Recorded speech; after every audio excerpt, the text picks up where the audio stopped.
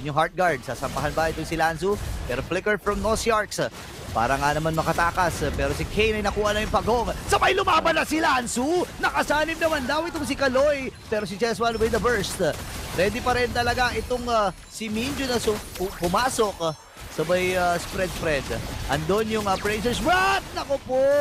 Si Kiel1 pre-hit, Sanji as well. Nag-graveyard killing is enough na para dun sa mga Angela composition na napapatumbagan nila yung si Chessman. Ang ganda ng angulo niya para makakuha yung land yung ulti. Okay, si Stay Freaky ata ang kanyang tinarget doon, pero nagamit yung Spear of Alpha. At bihira yung Alpha Mati na natatalo sa turtle fight.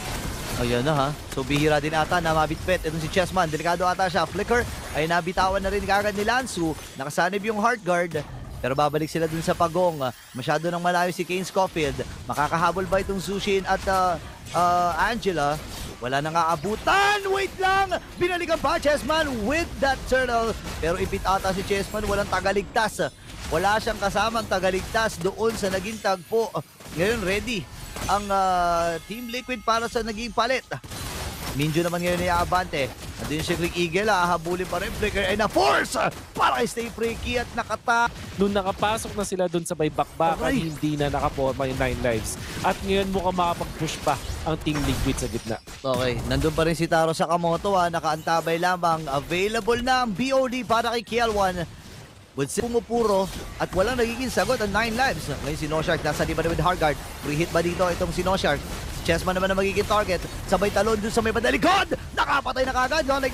Dito si Kiel1 with a double.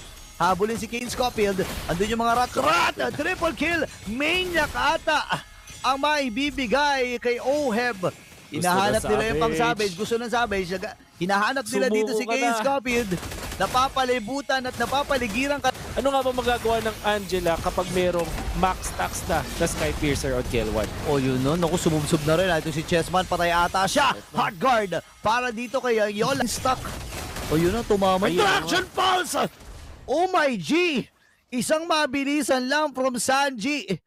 Nakakuha na kagad ng kill dito si Kiel1.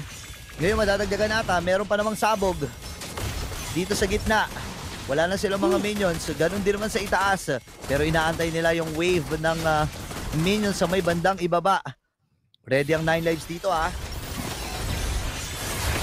Kaya defense, Angela gamit. Agad na naman si Chessman Oh no, matapang talaga si Chessman, pre. Tapon katawan talaga. Transition sila sa may bandang gitna. Pero yung Lord ay inisnab na yung Torre sa gitna. Ngayon papasok si Sanji. And this time ay dumive na rin. Kagad dito si Lanzu. Inaabot si Kiel1. Buhay pa rin.